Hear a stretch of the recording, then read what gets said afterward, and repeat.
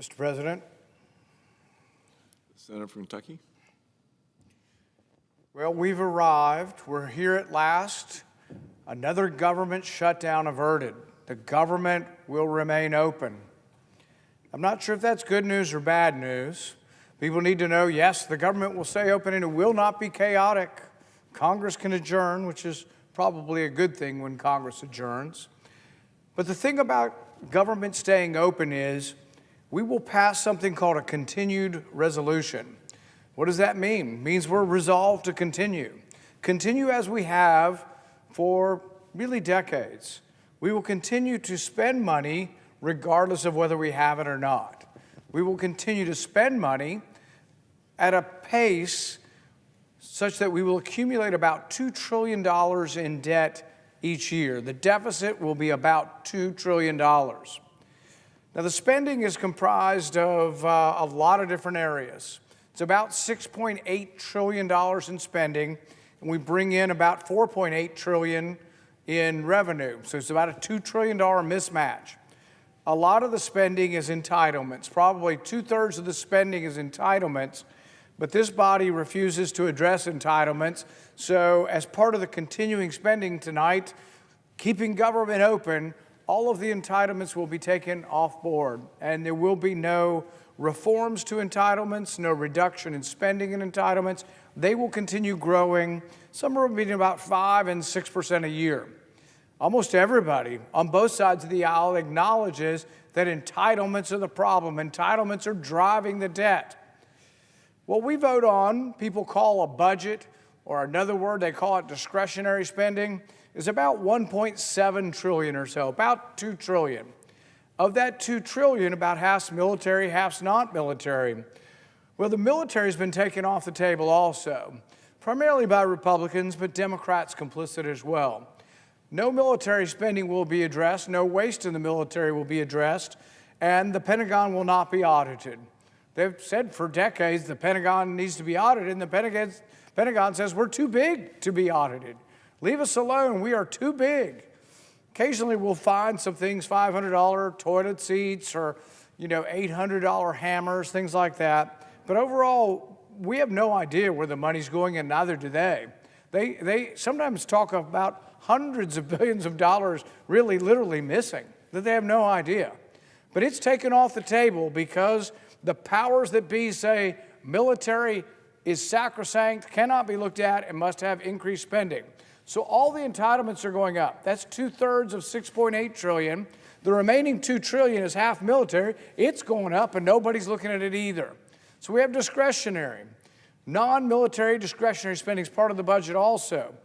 And we couldn't come to an agreement, but other than we're going to be resolved to continue spending at about the pace we are. It'll be short term, and that would be bad enough because the spending will accumulate and is accumulating about a $2 trillion deficit. But that's not enough. This has been a horrendous week for fiscal conservatives because we are not going to just continue as we have been doing, continue loading on the debt. We are also adding to it in a dramatic fashion. This week, there'll be $330 billion added onto the spending. $200 billion of it will be for Social Security. And you say, well, we should want to help people. Why wouldn't we give people or senior citizens more money? Well, if we give new people more money, we have to take it from somewhere. We're going to have to either borrow it or we're going to have to print it, but it has to come from somewhere. Money doesn't grow on trees. So $200 billion increase in spending for Social Security. Where's the money going to come from? Now, I will offer an amendment that would pay for it. My amendment would be to raise the age gradually of Social Security, 3 months a year for about 12 years, and that would pay for the expansion of benefits. I think that's the only responsible way to do this. You want more benefits for people? You can't just, push the bankruptcy of Social Security and say, well, yeah, it'll go bankrupt in about 9 years, but maybe I won't be here, or maybe I won't be alive, and maybe it'll still exist for people. But shouldn't we care about what's going to happen to the future of Social Security? Shouldn't we care about how this is going to be paid for? But it'll be interesting to see how the vote is. I suspect I won't win, but we're going to have a vote on gradually raising the age. But here's the rub of how difficult it is and how far behind the 8 ball we've become. I proposed this solution 12 years ago, 13 years ago. When I did, it fixed 2/3 of the shortfall. If you raise the age gradually from 67 to 70, about 2 or 3 months a year, it wiped out most of the shortfall and fixed the problem 13 years ago. If you do it now, it only gives us 1 more year of solvency before bankruptcy comes. So we've taken a problem that was eminently fixable a decade ago, and at this point, if we were to do, and my amendment were to pass, it would pay for the expansion, but still the system is going bankrupt because we just keep adding stuff to it. Most people don't realize this, but Social Security actually will give you money no matter what your income is if you have teenage children and one of the parents is over 65. Now, somebody thought up this program and said, wow, this would be good. We should help out elderly parents that are taking care of teenagers. You can be a billionaire and file. I know people who are wealthy, whose kids drive Porsches, who are getting $1,500 a month for each of their kids because the dad is 65. Why would we do a program that's not based on income at all? Why would we let anybody join in that? Is that why Social Security is going bankrupt? No, that's just an element, though, of where the money's going. But everything that happens in the city is based on compassion. I feel for people and I want to help people. But nobody does anything based on math. Nobody really looks at this and says, well, shouldn't we do something to make sure it's paid for? What about next decade? What's going to happen to Social Security? Not a care. They just expand it and it's feel good. You know, the free lunch, the mantra of free lunch is good. Here's stuff, here's manna. Here, we're gonna give you more money. Just be content. Take some soma. Just relax. Here's some more money. But we're destroying the entitlement programs. Social Security is going bankrupt, and we sped up the bankruptcy this week by adding $200 billion. That is going to be concluded tonight. That's $200 billion in brand new spending to a system that was already $2 trillion short. Now, we also gave $30 billion to farmers. That's going to be in the package tonight, too. Now, why do the farmers say they need money? Many farmers are actually pretty well off and doing pretty well, actually.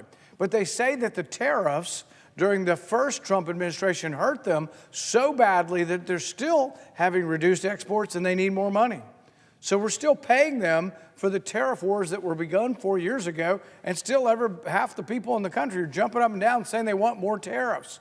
But what are we going to do, pay off everybody that doesn't benefit from the tariffs? Think about it. If you put tariffs on a steel mill and you say, well, we're not going to let the Chinese sell any steel over here, you have this bright, shiny steel mill and all the 1,000 workers stand in front and they love you because you're going to help them with their jobs and they're going to be more secure. But for every person making steel, there's 80 workers working somewhere buying steel. So what you do is you just ignore the other half of the equation. Why? Because it's easy to see the shiny steel factory. It's easy to see those workers. The 80 workers that are working for other industries, car industry, building warehouses, anybody that uses steel, fences, all these people buying stuff are scattered through small industries and you don't see them. But their economic impact at least equals, but probably exceeds the one you're trying to benefit. We do so many crazy things. So $200 billion to expand Social Security won't be paid for, speeds up the bankruptcy and demise of Social Security. $30 billion for farmers, many of whom have other resources and really are not desperately in need of this. What happens to the borrowing? $230 billion. Well, that's not over. We also are adding $100 billion for disaster. And you say to yourself, well, you know, we got to help people in need. They've had storms, they've had flooding. We got to help them. Well, shouldn't we try to root out the waste and fraud in those systems, that people are stealing money for these things? If you want to know how people steal things and how many people are stealing things, when we did all that COVID stuff, we stopped the economy and we just gave free money to everybody. We actually had foreign scoundrels, foreign fraudsters come in and take tens of millions of dollars. But we also had U.S. citizens, buying Lamborghinis and Bugattis and all kinds of fancy cars on their government. We had people signing up for the program. One of them used an ID that had a picture of Barbie on it and got money. Many of them said, I have 500 workers, and they didn't have any workers. They didn't have a business. So just fraud was rampant throughout it. This happens also in the disaster relief programs as well. People claim things they lost in disasters that didn't exist. But let's put that aside, the waste and fraud in the program, and say, we got to help people. We got to do something about disasters. Well, maybe there ought to be a decision-making process where we say, what's more important, Ukraine or Asheville, North Carolina? Do we have enough money to do both?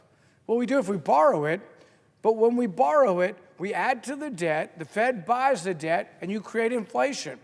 It's no mystery why your goods cost more. During the last 4 years, groceries, meat, poultry, gasoline, rent, everything's gone up on average at least 20%. Now, did it become more precious? Did we all of a sudden lose a supply of things? No, the dollar became weaker. The dollar became diluted because we had to buy all this debt. So it's a bait and switch. What we do is we expand, this week, $200 billion for Social Security, $100 billion for disasters, that's $300 billion, $30 billion for farm subsidies, $330 billion unpaid for. But the people here gathered, the vast majority of them that will vote for this will go home, pat themselves on the back and say, I brought you stuff. Isn't that what you want me to do, bring you free stuff? Well, it's not free. It has ramifications. They're destroying the dollar. They're destroying the country. And yet it goes on.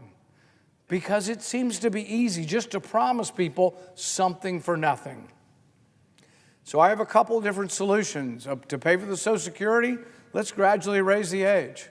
3 months each year. And what it does is it actually pays entirely for this $200 billion expansion and then some. It has to be done. It will be done at some point. I offered it 13 years ago, and every year we've waited, we've gotten further behind the 8 ball, and every year we've waited, we've gotten to the point where it's much more difficult to dig out of this hole. As far as the shutdowns, I'll admit that it's chaotic to go through this every 3 months, every 6 months, every year. There could be a way that we could actually say when there is an impasse and both parties don't agree, we agree to continue spending, but not at the same level. See, the vote today on at least some of the budget, the part that's not going up like this, on a small portion, will continue at the same level. But realize 3/4 of it's going up. We're not keeping it steady. So if we vote to keep it steady, does that really fix the problem? No, if you keep it steady, and even if you didn't increase spending, the budget never balances. Why? Because you're only keeping a very small portion of the budget steady. It's really about 16%. 2/3, 66%, entitlements. The remaining third, half military, half non-military. Military is going up at 3%. Oh, that's right, I forgot. Republicans have a great plan. Come spring, the Republicans are by simple majority going to bust through the military caps. The military caps are put in place, like all other caps, to try to restrain spending, and they're ignored. But in the spring, the first reconciliation package that Republicans will pass with a simple majority is to bust through the military caps. Military doesn't have enough money. We spend more on our military than the next 8 countries combined, and yet it's never enough. People say we're going to find waste and fraud. I'm all for it. I'm a big supporter of looking for waste and fraud. I'm a big supporter of getting rid of it. Guess what? If you don't look at the entitlements, you're not a serious person. If you don't look at the military, you're not a serious person. The problem will go on. In the first Trump administration, $8 trillion were borrowed. I'm a fan of Donald Trump. I supported him. I voted for him. But we borrowed $8 trillion. During the Biden administration, coincidentally, we borrowed another $8 trillion. They were equally fiscally irresponsible. Now, at least during the Trump administration, you could argue there was, COVID and the pandemic and all that. But the reaction was too much, and the lockdowns were not necessary. They didn't save any lives through the lockdowns, and we spent a ton of money that we passed out for people not to work. But the bottom line is when you look at all of this, we have this enormous problem. I'm all for eliminating the waste and fraud. It's not enough. You have to look at the entitlements. You have to look at the military. Currently, we look at only about 16% of the budget. If you eliminated all of that, it's called non-military discretionary, it's part of the budget, you eliminate all of it, which isn't going to happen, the budget still never balances. You have to look at all the spending. We're not looking at any of the entitlement spending. In fact, it's worse. Entitlements are driving the debt, almost everybody agrees with it, and we're expanding the entitlements. Social Security, beginning in 2021, Social Security for the first time pays out more than it brings in taxes. It was the opposite for many years. Social Security brought in more than they spent, and they actually developed and had a reserve. For the last 3 years, Social Security has been paying out more than comes in. 2021, they paid out $50 billion more than came in. 2022, they paid out $22 billion more than came in. Last year, we paid out $40 billion more than we came in. If you had a business, or even if you had a social program, and you were paying out more than you brought in, wouldn't you try to reverse that trend? No, what we did this week is expand Social Security by $200 billion over 10 years. It's $20 billion a year. So if the debt next year for Social Security is going to be about the same as this year, it'd be $40 billion. We added $20 billion to that. What's the math? A 50% increase in our debt. So for someone who's fiscally conservative, this isn't a very good Christmas. This is a Christmas of just doing the same old thing. So when you hear CR or continuing resolution, realize your government is resolved just to continue doing the same thing. They're kicking the can down the road, the debt's going to continue to accumulate, and they're not doing anything to fix it. So don't be pleased with your people. Look closely, who are my representatives, and are they doing the right thing? So we're going to offer a pay-for the Social Security. That will be one of my amendments tonight. We're also going to offer something called the Government Shutdown Protection Act. And what it will do is it says when there is an impasse, when Republicans and Democrats don't agree, that the spending would continue at a reduced level. The level we chose was enough to try to bring both sides together to actually form an agreement, but also we chose a number that would be enough of a cut to actually put us on a path to balance. So if my amendment were to pass, government wouldn't shut down from here on out, but the spending would be at a 6% reduced level. This actually balances the budget, and it's a pretty significant cut. Most of them will say, oh, it's too much, we can't vote for it. But the thing is even if my cuts were to go into place, even if my amendment were to pass, a 6% cut, it would take 5 years to get to balance in 1 year. Not to get rid of any debt that we've accumulated, but just to get to an annual balance. And they are like, oh, woe is me. We could never do it. We can't cut people. People deserve money. People deserve stuff. We have to give them more stuff. Do you know that the European Union, 16 out of 28 countries in the European Union, who many of them are considered to be socialist, actually balance their budget? I met with a socialist from Sweden. He was more conservative than everybody across the aisle. He was more conservative than half the Republicans up here because they thought that actual entitlements should be based on the economy. Their entitlements actually go down when the economy goes down. If the economy shrinks, their entitlements shrink. Just everybody knows it's going to happen. It's a bad year, you're going to get a little bit less. People would go nuts here. We do the opposite. So during the last 4 years, they created so much inflation that people's costs went up 20%.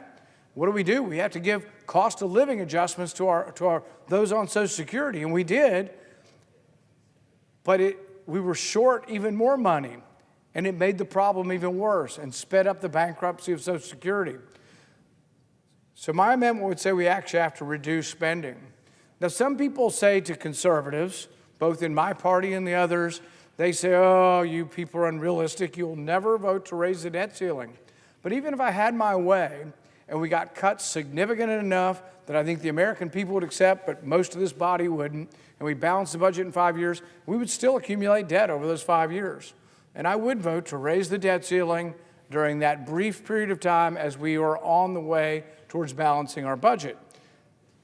But none of that's going to happen. what we are doing this week and what both parties will be complicit in, and I mean both parties. Every Democrat here will vote for this bill, I assume. Every Democrat will vote to continue to be resolved to spend money at a rate that is $2 trillion more than comes in. But half the Republicans will join them. There'll be a minority of Republicans who will say, we're conservative and we shouldn't spend this much money. But we will offer amendments tonight, and people will get to decide where they are. And people at home will have to decide, are we going to live this way? How long can we live this way? What causes inflation? Can we not have representatives who believe that balancing our budget is the appropriate thing to do? So the amendments I offer today are such that I think they're necessary. I think they'll help us to save Social Security from bankruptcy, but they won't be very popular here. But I offer them in hopes that people will see them across America and say, at least somebody cares about the solvency of Social Security. At least somebody has the guts to say, this is what we would do to try to save and preserve Social Security, rather than just giving free stuff to everybody and saying, no big deal, you can have more. What? You want more? Here's more. Somebody's got to ask how we're going to pay for this. Someone's got to be responsible up here, and if you watch closely who votes on this amendment, you'll see who are the truly fiscally responsible people in the Senate. Thank you, Mr. President. I yield back my time.